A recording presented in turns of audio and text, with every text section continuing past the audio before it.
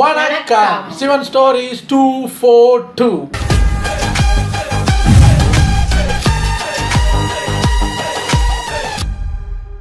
சரி வாங்க, என்ன நடக்குது ஏது நடக்குதுங்கிறத போய் பார்த்துலாம். இது ஒரு 20 minutes வீடியோங்கிறதுனால டக்குன்னு பார்த்துட்டு போன பாட்டுல நம்ம சிவன் பார்வதியை காப்பாற்றுறதுக்காக ஒரு எந்திரத்தையே உருவாக்கினார். ஆனா அதை உருவாக்குவதற்கான காரணம் என்னங்கிறத சொன்னார். எதிர்காலத்துல கூட தேவர்கள், அசுரர்கள், இன்னும் எவ்வளவோ பேரு காளியோட சக்தியை துஷ்பிரயோகம் பண்ண முயற்சி பண்ணுவாங்க. அப்போ அவங்களை இந்த எந்திரம் தடுத்து இந்த உலகத்தையே காப்பாற்றும். உலக நன்மைக்காகத்தான் இந்த ஏற்பாடு. உங்க அம்மா திரும்பி இங்க கைலாயத்துக்கு வருவதும் வராததும் அவங்க கையில தான் இருக்கு. நான் அவங்க இப்ப இருக்கிற அந்த இக்கட்டான சூழ்நிலையில இருந்து காப்பாற்ற மட்டும்தான் முயற்சி பண்றேன். கைலாயம் வருவது அவர்கள் கையில் தான் அப்படின்னு சிவன் எடுத்து சொல்ல பார்த்தோம். அதையெல்லாம் கேட்டுக்கிட்டு இருந்த நம்ம கணேசன் சிவனை பார்த்து அப்படியே அழுதுகிட்டே, பெத்த தாயை இப்படி கஷ்டப்படுறத பார்த்துட்டு அவங்க பிள்ளைகளான நாங்க எப்படி சும்மா இருக்க முடியும்? எங்களுக்கு இந்த கஷ்டத்தை போக்குவதற்கான கடமை இல்லையா? அது எங்களோட தர்மம் இல்லையா? எங்க அம்மாவை நாங்க காப்பாற்ற வேண்டாமா? அவர்களுக்கு சந்தோஷத்தை தர வேண்டாமா? அப்படின்னு அடுக்கடுக்கா கேள்வியை கேட்க, உடனே நம்ம சிவன், யாரு சொன்னா உங்களுக்கு நடக்கிற இந்த நாடகத்துல கேரக்டர் இல்லைன்னு, கடமை இல்லைன்னு? உங்களுக்கும் இப்ப நடக்கிற இந்த பிரச்சனைக்கான தீர்வுல முக்கியமான கடமை உண்டு. நீங்களும் ஒண்ணு பண்ணணும். உங்க பங்க நீங்க சரியா செஞ்சீங்கன்னா உங்க அம்மாவான பார்வதிக்கு சுகம், நிம்மதி, சந்தோஷம் எல்லாமே கிடைக்கும்டா மை சன்ஸ் அப்படின்னு சொல்ல, கணேசன் அங்க ஒரு டவுட் கேக்குறாப்ல.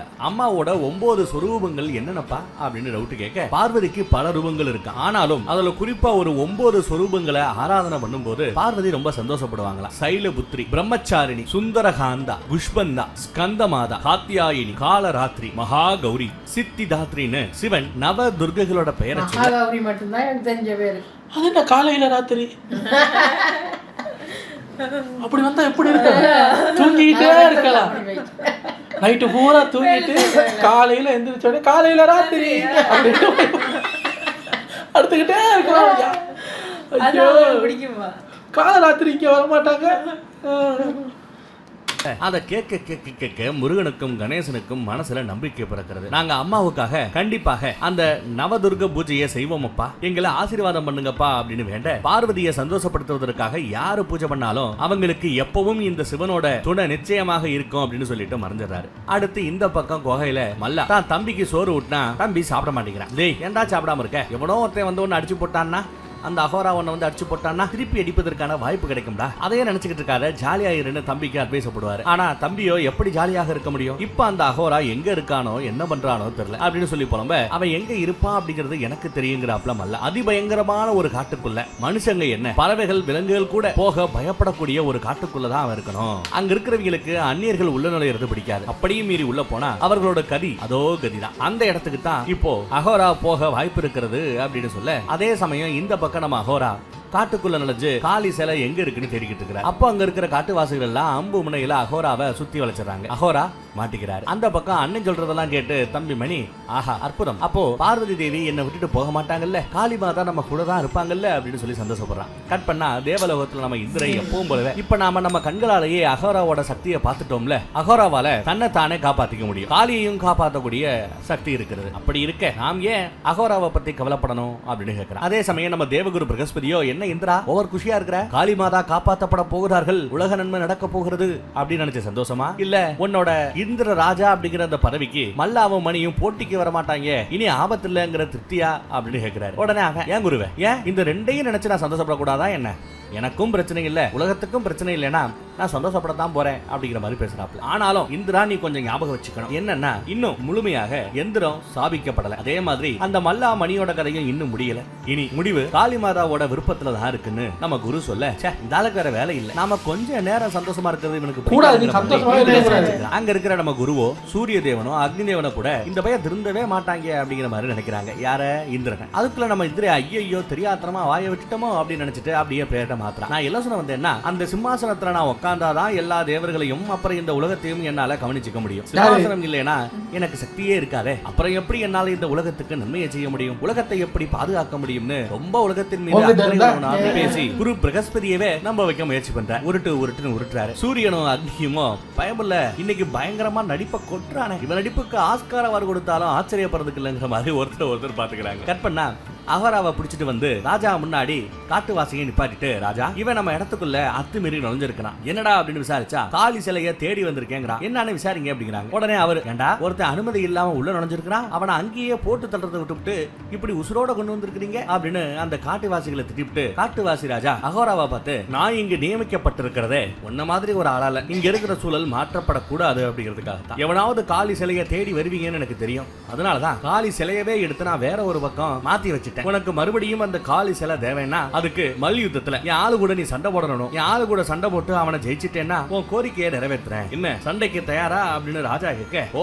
நான் எப்பவோ தயாருங்கிற மாதிரி அகோராவும் சொல்ல போட்டி ஆரம்பமாகிறது. சேத்துக்குள்ள காட்டுவாசி வீரனும் நம்ம அகோராவும் வந்து நிக்கிறாங்க. வாடா அப்படின்னு அந்த காட்டுவாசி பைய ஓரா பில்டப் கொடுக்குறேன். அகோராவை ரொம்ப சிம்பிளா கையை நீட்டி வா அப்படின்னு கூப்பிடுறாரு. அவனும் ஆணு கத்திக்கிட்டு சேத்துக்குள்ள போய் இங்கிட்டு அங்கிட்டு உரல்றான். அவன் அகோராவை அடிக்க போக அகோரா அவன் கையை பிடிச்சு நிப்பாட்டுறாரு. ஆனா அவன் மண்ணுக்குள்ள உருண்டதுனால அகோராவோட கையை வலிக்கிட்டு போகுது. இதை பார்த்துட்டு நம்ம அகோரா கொஞ்சம் ஷாக் ஆயிட்டு அப்புறம் மறுபடியும் நார்மல் போர்டுக்கு வந்துடுறாரு. அப்புறம் அந்த காட்டுவாசி வீரர் அடிக்க வர அகோரா கொடுக்குற ஒவ்வொரு அடியும் மரண அடியா இருக்குது. அப்புறம் அப்படியே அவனை தூக்கி கீழே போட கண்ணுல சேறுபட்டுடுதுங்க. அந்த நேரத்துல அந்த காட்டுவாசி ராஜா ரூல்ஸ் மீறி இன்னொரு ஆளையும் போட்டிக்குள்ள அனுப்ப அவனையும் கண்ணை மூடிக்கிட்டு வச்சு வெளுத்துக்கிட்டு இருக்கிறாரு. அப்புறம் அந்த 2 வீரர்களும் 2 சைடுல இருந்து இவரை அட்டாக் பண்ண வர அகோரா சும்மா அசால்ட்டா 2 கையை நீட்ட அவனுக்கு போய் அப்படியே பறந்துட்டு விழுகிறானுங்க. அப்புறம் அகோரா தண்ணி எடுத்து மேல ஊத்தி சேத்தையெல்லாம் கழுவிக்கிட்டு இருக்கிறாரு. அந்த பக்கம் பார்த்தா குகையில அந்த தூக்குரு அகோரா மறுபடியும் ஜெயிச்சிட்டான் அப்படின்னு தன்னோட ஞான திருஷ்டியால சொத்து சொல்ல தம்பிகார இருந்துகிட்டு ஐயோ காளி மாதா நம்மளை விட்டு போயிடுவார்களோ அப்படின்னு பயப்படுறான். மறுபடியும் அந்த அடர்ந்த காட்டுக்குள்ள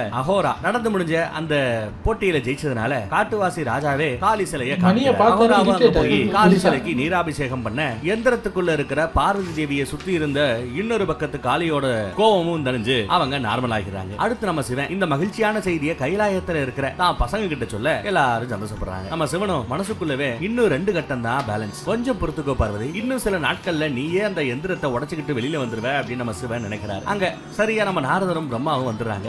அப்போ நாரத முனி, பிரபு இப்ப நீங்க பண்ற இந்த செயல்கள் எல்லாத்தையும் இந்த மெனக்கடல்கள் எல்லாத்தையும் இந்த உலகம் எப்பவுமே ஞாபகம் வச்சிருக்கும்னு பாராட்டி விட்டு, ஆனா இந்த மாதிரி ரத்த பலி, அழிவு, அசுத்தம், அதோட கெட்ட எண்ணங்களும் மல்லா மணி போன்ற ஆட்களை அவங்களோட சக்தியவே துஷ்பிரயோகம் பண்ண வைக்கிறது. இதுக்கெல்லாம் என்னதான் சொல்யூஷன் அப்படின்னு கேட்கும்போது மீனாவதி தேவியும் கணேசனும் சேர்ந்துக்கிட்டு இதுக்கு என்ன சொல்யூஷன்னா நவதுர்கா ஆராதனை பண்றதுதான் அப்படின்னு கோரஸா சொல்றாங்க. கைலாயத்திலேயே இனி நவதுர்கை ஆராதனையை ஆரம்பிச்சிடலாம்னு கணேசன் சொல்ல நம்ம பிரம்மா இருந்துட்டு, அப்படி நீங்க சொல்ற அந்த பூஜையை பண்ணணும்னா அதற்கு விரதமெல்லாம் இருந்து கடுமையான விதிமுறைகள் எல்லாத்தையும் பின்பற்றணுமே அப்படிங்கிறாரு. என் அம்மாவுக்காக எந்த கஷ்டத்தையும் விலக்கிக் கொள்ள நான் தயாராக இருக்கிறேன், எந்த கஷ்டத்தையும் ஏற்றுக்கொள்ள நான் தயாராக இருக்கிறேன் நம்ம கணேசன் சொல்ல எல்லா ஏற்பாடும் பண்ணியாச்சு. இனி சப்தரிசிகளுக்காக தான் வெயிட்டிங்னு மீனாவதி தேவி சொல்றாங்க. கரெக்டா சப்தரிசிகளும் அங்க வந்துட்டு வணக்கத்தை வச்சுட்டு, வரலாற்றிலேயே முதன்முறையாக கைலாயத்துல ஒரு யாகத்தை நடத்துற பாக்கியம் எங்களுக்கு கிடைச்சிருக்கு, நாங்க சிவனுக்கு தான் நன்றி சொல்லணும்னு சொல்ல கைலாயத்துல யாகமா அப்படின்னு நம்ம நாரத முனி சந்தோஷப்பட எல்லாம் பார்த்துக்கிட்டு நம்ம சிவன் அமைதியாகவே இருக்கிறார். கட் பண்ணா குகையில அந்த மல்லா தூக்குகிட்ட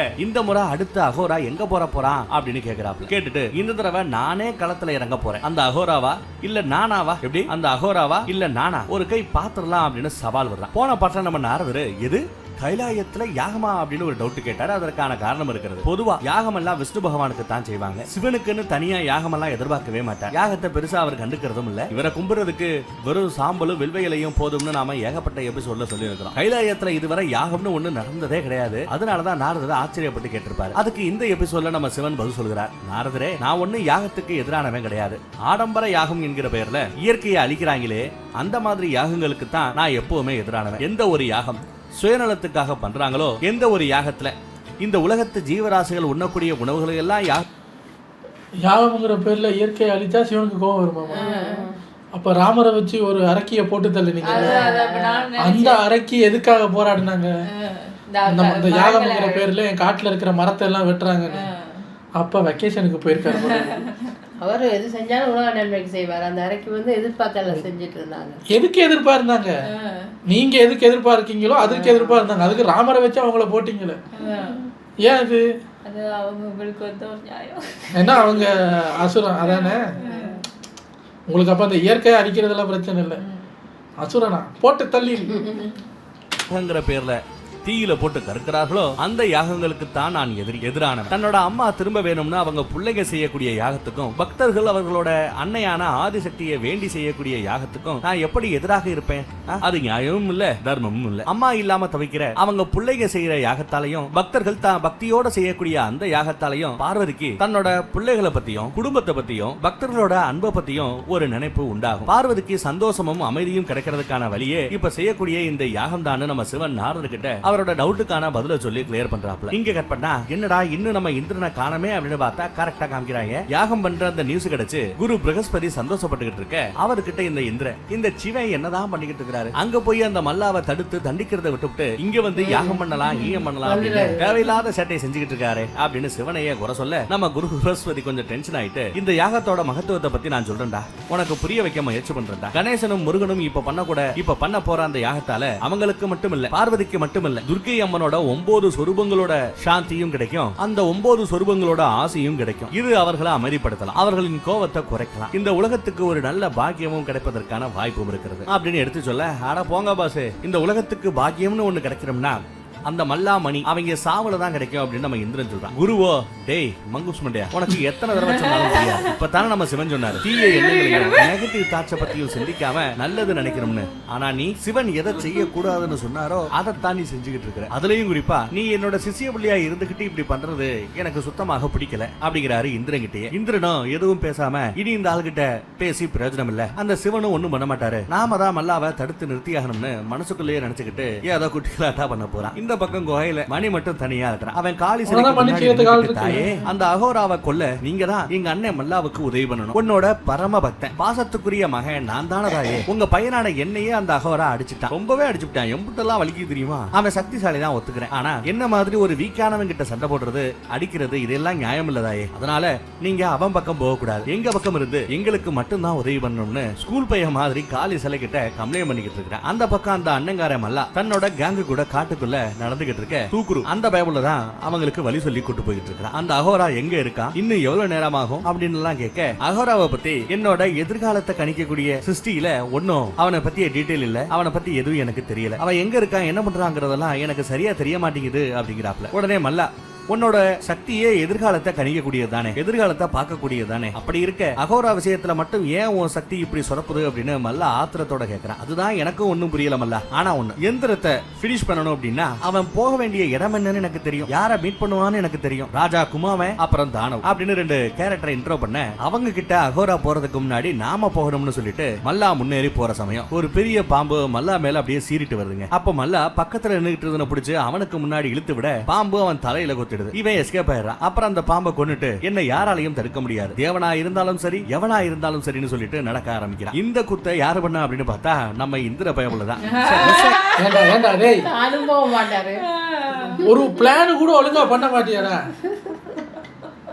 போட ஏறி போட அவ்வளவு படி இருக்குல்ல போய் பாட அந்த பக்கம் அந்த சும்மா குறுக்க வந்துகிட்டு மல்லாவை போட போறேன்ட்டு பாரு பாம்பணி போச்சிருக்கேன். யாரு கேட்டா வா வா போய் அந்த சீரியலை விட்டு சும்மா ஆயிடுச்சே. ஒரு கால் நாம தான் அந்த பயல கொலை பண்ண பார்த்தோங்கிற மேட்டர் தெரிஞ்சா நம்ம கதி என்ன ஆகும் அப்படின்னு பயப்படுறாரு. கட் பண்ணா கைலாயத்துல சிவங்கிட்ட பர்மிஷன் வாங்க சிவனும் ஓகே சொல்லிட பூஜை ஸ்டார்ட் ஆகுது. நம்ம கணேசன் முருகன் கிட்ட பிரகமுனி நவதுர்கையோட முதல் சொரூபம் சைலபுத்திரின்னு சொல்லிட்டு வந்தே வாஜித் லபோயம் சந்திரதர் கிருதசேக்ரம் வருஷாசுதம் சூரதரம் சைலபுத்ரி யஸ்யஸ்வினி அப்படின்னு ஸ்லோகம் சொல்றாரு. சைலபுத்ரி படிச்சிருக்காரு. சைலபுத்ரிக்கு ஒரு ஸ்லோகம் சொன்னாங்க அப்படின்னா முடிஞ்சு வச்சுல மந்திரத்தை உண்மையா சொல்றீங்க. ஒரு வீடியோ பண்றதுக்கு மந்திரமெல்லாம் கத்துக்க வேண்டியதா இருக்கு. ஐயோ இன்னும் மிச்சம் 8 மந்திரம் இருக்கு, 8ஐயும் சொல்லுவாரு போல இருக்கு. காலையில ராத்திரிக்கு என்ன மந்திரம் அப்படின்னா பர்வதராஜாவோட பொண்ணுன்னு அர்த்தம். ஆனா இருக்கு முன்ஜென்மத்துல அவங்க பிரஜாபதி தட்சனோட மகள் சதியா இருந்தாங்க. சதிக்கு தன்னோட அப்பா பிரஜாபதி தட்சனுக்கு சிவனை பிடிக்காது அப்படின்னு நல்லா தெரிஞ்சிருந்துமே சிவனை காதலிச்சாங்க. இது தட்சனுக்கு சுத்தமா பிடிக்கல. சதி தேவியை தடுக்க ஒன்னும் பிடிக்கல. கடைசியில வேற வழி இல்லாம சதி தேவிய சிவனுக்கே கல்யாணம் பண்ணி வச்சாரு. இருந்தாலுமே சிவனை அவமானப்படுத்துவதற்காகவே ஒரு யாகம் பண்ணாரு. எல்லா தேவர்களையும் கடவுள்களையும் கூப்பிட்டாப்ல. ஆனா தான் மக சதியையோ தன்னோட மருமகன் சிவனையோ கூப்பிடல. இது தெரிஞ்ச சதி சிவன் தடுத்துமே சிவன் பேச்சை கேட்காம தக்ஷனோட யாகம் நடக்கக்கூடிய அந்த இடத்துக்கு போக, அங்க தக்ஷன் சிவனை அவமானப்படுத்துறதை தாங்கிக்க முடியாம அந்த யாக அக்னி குண்டத்திலேயே தான் உசுர தியாகம் பண்ணிட்டாங்க. இதனால கோபமான சிவன் தன்னோட வீரபத்ர ரூபத்தை அனுப்ப வீரபத்ரன் தக்ஷனோட தலையை வெட்டிட்டாருன்னு சிவன் சதி காதல் கதையை சொல்ல, அந்த காதல் கதை தோல்வியடைந்த அந்த கதையை சொல்ல எல்லாரோட கண்கள்லயும் அப்படியே கண்ணீர் வருது. ஆணவ கொலை ஆரம்பிச்சது அங்கதான். இந்த நிகழ்ச்சிக்கு பிறகுதான் நாம கும்பிடுற பார்வதி தேவி பர்வதராஜனோட மகளா சைலபுத்திரியா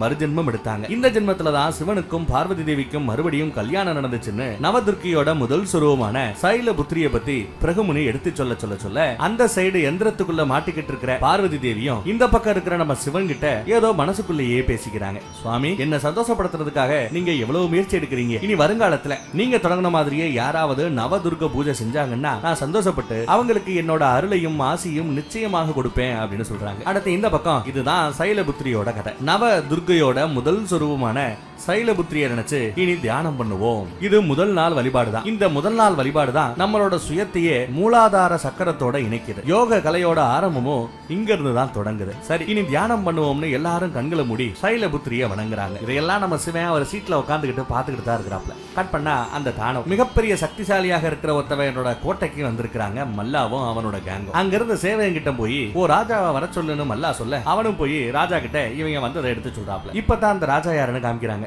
பார்த்தா காண்டா மிருகத்துக்கு எப்படி மூக்குல கொம்பு இருக்குமோ அதே மாதிரி இவனுக்கும் ரெண்டு சைட்லயும் மூக்கு மேல துளி உண்டு கொம்பு முளைச்சிருக்கு.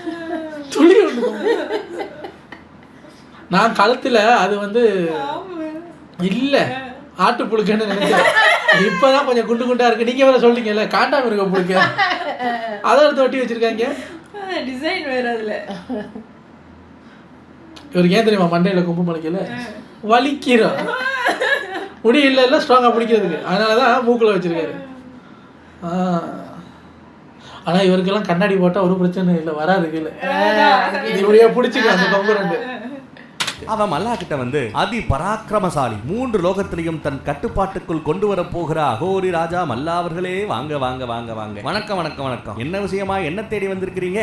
அடியேன் சேவை செய்ய காத்து கொண்டு இருக்கிறேன் அப்படின்னு சொல்ல, நான் தானவ பாக்கணுங்கிறாரு மல்லா. தானவியா? சரி ஓகே, இன்னைக்கு இங்க தங்கி கொஞ்சம் பொறுமையா ரெஸ்ட் எடுத்துட்டு நாளைக்கு போலாமே அப்படின்னு அந்த கொம்பு வச்ச ராஜா சொல்ல, இல்ல அதுக்கெல்லாம் என்கிட்ட டைம் இல்ல, நாம உடனே அங்க போறோம்னு மல்லா சொல்லிட, சரி வாங்க போலாம் அப்படின்னு கூட்டிட்டு போறாப்ல. கட் பண்ண நம்ம பார்வதி தேவி எந்திரத்துக்குள்ள அழுதுகிட்டே என் சக்தியால நானே என் குடும்பத்தை விட்டு பிரிஞ்சுக்கிற மாதிரி ஆயிப்போச்சே அப்படின்னு சொல்லி ஃபீல் பண்ண நம்ம சிவன் மனசுக்குள்ளாகவே தேவி கிட்ட, உலக நன்மைக்கு இதுவும் முக்கியம் தான் பார்வதி, நீ வெகு சீக்கிரமாகவே இந்த எந்திரத்தை விட்டுட்டு வெளியில வந்துருவேன், உன்னோட ஆசீர்வாதம் சீக்கிரமாகவே இந்த உலகத்துக்கு மறுபடியும் கிடைக்க போகிறது, அதோட நானும் முழுமை அடைஞ்சிருவேன்னு சொல்ல, இருந்தாலும் தேவி அழுதுகிட்டே, என்னால தானே நீங்க இவ்வளவு கஷ்டப்படுறீங்க, என்ன மன்னிச்சிடுங்க, நான் மறுபடியும் உங்களுக்கு பிரிவோட வலியை தந்துட்டேனே அப்படின்னு தேவி வருத்தப்பட, பிரிவோட வலிக்கு பிறகு கிடைக்கிற அந்த சந்தோஷம் இருக்கிறது அது அளப்பெரியது. அந்த சந்தோஷத்துல இத்தனை நாள் பட்ட அந்த கஷ்டம் வலி இது எல்லாம் காணாம போயிடும். உலகத்தோட சந்தோஷத்துக்காகவும் பாதுகாப்புக்காகவும் நாம 2 பேரும் மறுபடியும் ஒன்று சேருவது முக்கியம், அதற்காக நாம முயற்சி எடுக்கத்தான் ஆகணும் பார்வதினு தேவியை அப்படியே நம்ம சிவன் மனசுக்குள்ளேயே பேசி சமாதானப்படுத்த, அதோட இந்த பாட்டு இந்த இடத்துல முடிகிறது. மீதி கதையை அடுத்த எபிசோட்ல பார்ப்போம், காத்துருங்க. அடச்சே 15 நிமிஷம் தான் வந்திருக்கா. சரி, அடுத்த எபிசோட் கொஞ்சம் சேர்த்து கவர் பண்ண பாக்குறேன். அடுத்த கைலாயத்துல நம்ம கணேசன் நவதுர்க்கையோட முதல் சொரூபமான சைலபுத்திரியோட கதையை கேட்டதுக்கு அப்புறமா எனக்கு 2வது ரூபத்தோட கதையை கேட்க ரொம்ப ஆர்வமாக இருக்கன்னா அப்படின்னு சொல்ல, கணேசா நம்ம அம்மாவோட 2வது சொரூபத்தோட கதையை யாரு சொல்ல போறாங்க தெரியுமா? நம்ம பாட்டி தான் சொல்ல போறாங்கன்னு முருகன் சொல்ல, கணேசனுக்கு இன்னும் ஆர்வம் அதிகமாகிறது. அடுத்து பாட்டி மீனாவதி வந்து கதை சொல்ல ஆரம்பிக்கிறாங்க. நவதுர்க்கையோட 2வது சொரூபம் பிரம்மாச்சாரிணி, ரொம்ப ரொம்ப பவ்யமானதாம் பிரம்மாச்சாரிணி. பிரம்மாச்சாரிணி மந்திரத்தை சொல்லிட்டு பிரம்மானா தவம், தவத்தை பண்றவங்களை ஆச்சாரிணி அப்படின்னு சொல்லுவோம். அதான் சைலபுத்திரி பார்வதி சிவனை அடைவதற்காக கடும் தவம் பண்ணாங்கன்னு மீனாவதி கதை சொல்ல ஆரம்பிக்க, அப்படியே நம்ம தேவி தவம் பண்ண அந்த காட்சியெல்லாம் நமக்கு காமிக்கிறாங்க. பல வருஷமா வெறுங்க, அப்புறம் அதையும் தியாகம் பண்ணிட்டு கீழே விழுந்து கிடக்கிற வில்வ இலைய மட்டுமே சாப்பிட்டுட்டு தவம் பண்ணிக்கிட்டே இருந்தாங்க. இதனால ரொம்பவே மெலிஞ்சு போய் வீக்கான பார்வதியை பார்த்து நானும் என் புருஷனும் ரொம்பவே வருத்தப்பட்டோம். ஆனா அதுக்கப்புறம் இலை தலைய சாப்பிடறத விட அந்த இலதலையையும் நம்ம தியாகம் பண்ணிட்டோம்னா அதுக்கப்புறமாவது சிவனை அடைய முடியுமா அப்படின்னு யோசிச்சு அதையும் தியாகம் பண்ணாங்க. எதை இலதலை சாப்பிட்டுட்டு இருக்கிற அந்த அம்மா அதையும் தியாகம் பண்ணதுனால பார்வதிக்கு அபர்ணா அப்படின்ற பேர் வந்ததா. அப்போ ஒரு சிவகணம் அபர்ணானா என்ன அர்த்தம் அப்படின்னு கேட்க, பர்ணா அப்படின்னா இலை தலைன்னு அர்த்தம். அபர்ணா அப்படின்னா இலதலைய தியாகம் பண்ணவங்கன்னு அர்த்தமா அப்படி எடுத்து சொல்றாங்க. அடுத்து மீனாவதி தேவி அவங்க பேர பசங்க கிட்ட இந்த பிரம்மாச்சாரணி ரூபத்தை வழிபாடு செய்கிறதன் மூலமாக தவம், தியாகம், வைராக்கியம், அறம், பொறுமைன்னு எல்லா பண்பும் அந்த பக்தனுக்கு வந்துடுமா. 2வது நாளாக நாம தேவியோட பிரம்மச்சாரணி ரூபத்தை பூஜை பண்றதுனால மனசு சுவாதிஷ்டான சக்கரத்துல வந்து அமையும். பிரம்மாச்சாரணியோட ஒரு கையில ஜபமாலையும் இன்னொரு கையில கலசமும் இருக்கும்னு எடுத்து சொல்லிக்கிட்டு எல்லாரும் கூடயும் சேர்ந்து நவதுர்கியோட 2வது சுரூபமான பிரம்மாச்சாரணி ரூபத்தை தியானம் பண்றாங்க. ஒரு பக்கம் இவங்க மாதாவை அமைதியாக்க முயற்சி பண்ணிக்கிட்டு இருந்தா அந்த பக்கம் மணி இருந்துகிட்டு, தாயே உங்களை கோமா வச்சுக்க நான் இனி மந்திரம் சொல்ல போகிறேன். எங்க அண்ணன் மல்லா உங்களை எந்த குறையும் இல்லாம நல்லபடியா பாத்துக்கணும்னு என்கிட்ட சொல்லிட்டு போயிருக்கிறான். தாயே உங்களை கோமா வச்சுக்க என்னால முடிஞ்ச உதவியை செய்யறேன்னு சொல்லிட்டு ஏதோ திட்டம் போட்டுக்கிட்டு இருக்கிறான். கட் பண்ணா அந்த கொம்பு வச்ச ராஜா மல்லாவையும் அவன் கூட்டத்தையும் பெரிய காளிமாதா இருக்கிற சிலைக்கு முன்னாடி கூட்டிட்டு வந்துடுறான். அப்ப மல்லா காளிமாதாவை வணங்கிட்டு, பாத்தீர்களா காளிமாதா, உங்களோட உண்மையான பக்தரே நேர்ல வந்துட்டேன். நாங்க எல்லாரும் உன் பக்தர்கள்னு சொல்லிக்கிறத விட உன்னோட பசங்கன்னு சொல்லிப்போம். அதுதான் எங்களுக்கு பெருமை. எந்த தாயும் தான் பசங்களுக்கு எதிராக செயல்பட மாட்டா. அப்படி பண்ணா அவ தாயே இல்ல அப்படின்னு லைட்டா பிளாக்மெயில் பண்றான். அதனால அந்த அகோராவை இந்த சிலையை ஸ்தாபிக்கிறதுல இருந்து தடுத்து நிறுத்தி அவனை ஜெயிக்கவே வைக்க கூடாது, அவனை தோற்கடிக்கணும் அப்படின்னு காளி தேவி கிட்டேயே வேண்டிக்கிட்டு தானவ வர வைக்கிறதுக்காகவே அங்க இருந்த முரசுல மியூசிக் போட ஆரம்பிக்கிறான். அவன் முரசை எடுத்து அடிக்க அடிக்க அடிக்க அந்த இடமே நடுநடுங்குது. பயங்கரமான ஒரு சத்தம் கேட்குது. அந்த ராஜா கூட வேண்டாம் முரசு அடிக்கிறத நிறுத்துங்கன்னு சொல்லி பாக்குறாரு. எதையும் கண்டிக்காம மல்லா பாட்டுக்க முரசை அடிச்சுக்கிட்டே இருக்கிறான். இந்த பக்கம் நம்ம சிவனோ தனியா மலை மேல நின்னுக்கிட்டு இருக்கிறாரு. அப்ப நம்ம கணேசங்க வந்துட்டு அம்மாவோட 3வது சொரூபத்தை, அந்த சொரூபத்தோட கதையை ரிஷி மார்க்கண்டேயர் சொல்ல இருக்காருப்பா, எல்லாரும் உங்களுக்காகத்தான் வெயிட் பண்றாங்க அப்படின்னு சொல்ல சிவனும் ஓகேப்பா நான் வரேன்னு சொல்லிடாப்ல. ஏன்பா இப்படி நவதுர்க பூஜை பண்றதால அம்மாவோட ஞாபகங்கள் எல்லாம் உங்களை கஷ்டப்படுத்துகிறதா என்ன அப்படின்னு நம்ம கணேசன் கேட்க, கணேசா உங்க அம்மாவை பிரிஞ்ச அந்த துக்கத்துல இருந்தாலும் நீ கஷ்டப்படுற இந்த நிலையில கூட அப்பா கஷ்டப்படுறாரே அப்படின்னு எனக்கும் சேர்த்து கவலைப்படுற பாத்தியா, ரொம்ப சந்தோஷம் அப்பா. ஆனா உங்க அம்மாவுக்கும் எனக்கும் இருக்கக்கூடிய இந்த சம்பந்தத்தை புரிஞ்சுக்கிறது அப்படிங்கிறது அவ்வளவு ஈஸி இல்லப்பா. சரியான நேரம் வரும்போது இதை நானே உனக்கு புரிய வைக்கிறேன். ஏன்னா இந்த சிவசக்தியோட சம்பந்தம் என்பது புருஷன் பொஞ்சாதி அப்படிங்கிற உறவு மட்டும் இல்ல, எல்லா நிலைகளிலும் ஏன் ஒவ்வொரு அணுக்களிலும் கூட எங்களோட சம்பந்தம் நிறைஞ்சிருக்கிறது. நான் பகலா இருந்தேனா பார்வதி வெளிச்சமாக இருப்பா, நான் நெருப்பா இருந்தேனா பார்வதி உஷ்ணமாக இருப்பா, ஒரு கால் பார்வதி நீராக இருந்தா நான் அந்த நீரோட பரவலாக இருப்பேன், அவ ஆகாயமாக இருந்தா நான் அவளோட கவரேஜாக இருப்பேன்னு விளக்கம் கொடுக்கிறாரு சிவன். சூப்பர்பா, நீங்க எனக்கு மட்டும் இல்ல எல்லாருக்குமே உங்களோட ஆதிசக்தியோட இந்த சம்பந்தத்தை புரிய வைக்கணும்பா. நான் அந்த நாளுக்காக காத்துக்கிட்டு இருக்கிறேன்பான்னு கணேசன் சொல்றாரு. இந்த பக்கம் குகையில அகோரி மணி பயமுள்ள எப்பவும் போலவே என்னென்று விட்டுட்டு போயிடாதீங்க தாயே அப்படின்னு காளி சிலை கிட்ட பேச்சுவார்த்தை நடத்திக்கிட்டு இருக்க ஒரு அடியால அகோரி காளிமாதா நம்மளை விட்டுட்டு போயிடுவாங்கன்னு எதிர்காலத்தை கணிக்கக்கூடிய அந்த தூக்குரு சொன்னா அப்படின்னு சொல்லிடுறாப்ல. என்ன தைரியம் இருந்தா இப்படிப்பட்ட பொருளையே ஏன் முன்னாடியே வந்து பேசுவேன், இப்படி சொன்ன ஒரு நாக்க அறுத்து போடணும்னு சொல்லிவிட்டு அவன் கரையா முடிச்சு விட்டுறான். மணி கட் பண்ணா கைலாயத்துல மார்க்கண்டேயர் நவதுர்கையோட 3வது ரூபத்தை பத்தி எடுத்து சொல்ல ஆரம்பிக்கிறார். நவதுர்கையோட 3வது சொரூபத்தை நாம 3வது நாள்ல பூஜை பண்ணுவோம். அவங்க பேரு சந்திரகாந்தா தேவி. இவங்க வாகனம் சிம்ம வாகனம். இவங்களோட சிங்கம் போன்ற அந்த கர்ஜனை சத்தத்தால தேவர்களானாலும் சரி அசுரர்களானாலும் சரி ஸ்தம்பிச்சு போயிடுவாங்க. ஆனா தேவியோட இந்த சுரூபம் அவங்க பக்தர்களுக்கு ஆனந்தத்தையும் மங்களத்தையும் கொடுக்கும். அது கூட வீரம், பயமின்மை, அழகு, பணிவு இது எல்லாத்தையுமே ஏற்படுத்தும். இந்த 3வது நாள் பூஜை ரொம்பவே விசேஷமானது. ஏன்னா பூஜை பண்றவங்களோட மனசு மணிப்பூர் சக்கரத்துக்குள்ள பிரவேசிக்கிறது இந்த நாள்ல தான் அது நடக்கும் அப்படின்னு சொல்லிவிட்டு மார்க்கண்டேயர் சிவன் பசங்க கிட்ட சரி இனி கண்களை முடிக்கங்க, இப்போ சந்திரகாந்தி தேவியோட தரிசனம் உங்களுக்கு கிடைக்கும்னு சொல்ல எல்லாரும் கண்களை முடிக்கிறாங்க. இப்போ சந்திரகாந்த தேவியோட சொரூபம் 8 கையிலையும் ஆயுதம் ஏந்திக்கிட்டு தன்னோட சிம்ம வாகனத்துல கம்பீரமா காட்சி தர எல்லாரும் இதை தங்களோட மனக்கண்களாலே பார்த்து சந்தோஷப்படுறாங்க. அப்புறம் மார்க்கண்டேயரும் கண்களை முடிக்கிட்டு தேவியோட இந்த தரிசனம் நமக்கு தெய்வீக உணர்வை தரும். எதிர்மறை எண்ணங்களை உடைக்க துன்பப்படுகிற பக்தர்கள் எல்லாம் தேவியை இப்படி நினைச்சு தியானம் பண்றது மூலமாக அவங்க மனசுல இருக்கக்கூடிய அந்த இருள் விலகி தெய்வ கடாட்சம் கிடைக்கும் அப்படின்னு சொல்லிக்கிட்டு இருக்காரு. அப்புறம் கண்ணை திறந்து உங்க கோரிக்கைகளையும் வேண்டுதல்களையும் இனி சந்திரகாந்தா தேவியோட காலடியில விட்டுருங்க, இனி தேவி பார்த்துப்பாங்க அப்படிங்கிறாரு. நம்ம சிவனும் இதையெல்லாம் அமைதியா பார்த்துட்டு இருக்கிறாப்ல. கட் பண்ணா தேவலோகத்துல நம்ம குரு பிரகஸ்பதி இந்திரன் கிட்ட பார்த்தாயா தேவேந்திரா, தேவியோட இந்த சொரூபத்தை வணங்குறதுனால பயமும் பாதுகாப்பு பத்தின கவலையும் அடியோட போயிடும்னு ரொம்ப சந்தோஷமாக சொல்லிட்டு இந்திரன் பக்கம் திரும்பினா இந்திரன் பயத்தின் உச்சத்துல இருக்கிறான். யாரை பார்த்து பயப்படுறானா தானவ பார்த்து பயப்படுறான். தானவ பார்க்கறதுக்கு ரொம்ப பயங்கரமாக இருப்பான். அவனை தோற்கடிக்கிறது அப்படிங்கிறது நடக்காத காரியமா. நாம இப்ப அகோராவுக்கு உதவி பண்ணி ஆகணுமே, ஆனா எப்படி பண்றது ஒன்னும் புரியலையே. நீ சும்மாவே இருப்பா, அகோராவே ஏதாவது பண்ணுவான். பெரிய நான் தான் பண்ணி காட்டுறேன்னு பெருசா யோசிச்சு பாம்பை விட்டு அது மாதிரி எதுவும் பண்ணிக்கிட்டு தொலைச்சிடாத சரியா, மூடிக்கிட்டு இரு. வேலை தானவ கிட்ட அகோரா தோத்து போயிட்டானா என்ன பண்றதுன்னு அநியாயத்துக்கு பயப்படுறான். ஏன்டா இப்படி பயந்து சாகுற, நாங்க இங்க இப்படி எப்படி பயப்படாம இருக்கிறது அப்படின்னு சொல்லிக்கிட்டு இருந்தா நீ இப்படி கொஞ்சம் கூட நம்பிக்கையே இல்லாம உன் பாதுகாப்பை மட்டும் நினைச்சு உன்னை பத்தியே பயப்பட்டுக்கிட்டு இருக்கிற. சரி, நான் இனி கைலாயத்துக்கு போய் 9 நாள் நடக்க போற அந்த நவதுர்க பூஜையில கலந்துக்க போறேன். 3 நாள் முடிஞ்சு அங்க வர சொல்வது என் கடமை சொல்லிட்டேன். இனி அங்க வந்து பூஜையில கலந்துக்கிட்டு உன் மனசை சுத்தப்படுத்துறையா இல்ல இங்கேயே இருந்துகிட்டு பயத்திலேயே உருண்டு புரள போறியா அப்படிங்கறத நீ தான் முடிவு பண்ணணும்னு சொல்லிவிட்டு கைலாயத்துக்கு புறப்பட விடுகிறார் நம்ம குரு பிரகஸ்பதி. கட் பண்ண நம்ம அகோரா காட்டையெல்லாம் தாண்டி அந்த கொம்பு வச்ச ராஜாவோட இடத்துக்கு வந்துடுறாரு. வந்துட்டு படிக்கட்டு மேல ஏறி நடந்து போக அந்த ராஜாவோட ஆட்கள் வந்து தடுக்க எல்லாத்தையும் அடிச்சு போட்டுட்டு முன்னேறி நடந்து வந்துகிட்டே இருக்கிறார். 3வது இடத்துலயும் காளிய ஸ்தாபிக்கிற அந்த நேரம் வந்துருச்சுன்னு சொல்லிட்டு குகை நோக்கி அப்படியே முன்னேறி போய்கிட்டு இருக்கிறாரு அகோரா. அடுத்து என்ன ஆகும் அடுத்த எபிசோட்ல பாப்போம். காத்துருங்க. தேவையில்லாம அவங்களே போய் அந்த கட்டுக்குள்ள உட்காந்துக்கிட்டு 4 இடத்துல போய் அந்த சிலையை வைக்கிறேன் அப்படி இப்படின்னு உருட்டுறாங்க தான். சீரியல் எடுக்கிறேன்னா விளையாட்டு இல்லை, எவ்வளோ உருட்ட வேண்டியிருக்கு. அப்போ ஆளை விடுங்க சார், நாளைக்கு வந்து சந்திக்கிறேன். பாய்.